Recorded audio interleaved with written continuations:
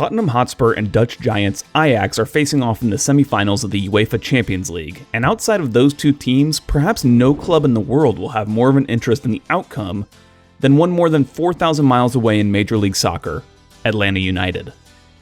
The Five Stripes are of course managed by one of the most famous figures in Ajax history in Frank de Boer.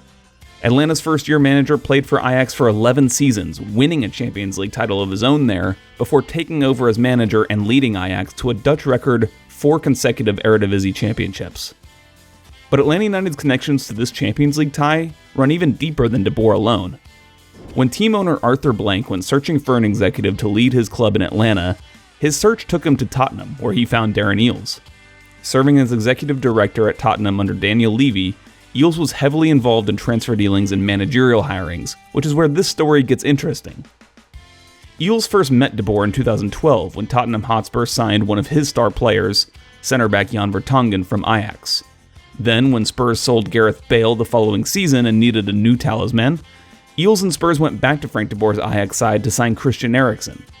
Since joining Atlanta United, Levy and Spurs have continued to go back to the well of talent that is Ajax, signing another de Boer product in Toby Alderweireld, as well as Davinson Sanchez. Tottenham even reportedly interviewed de Boer when the team was searching for a manager in 2014, though they eventually landed on Mauricio Pochettino. All 4 of Tottenham's ex-Ajax players started in the first league of the tie on Tuesday, and you can be sure that Eales and de Boer were paying close attention.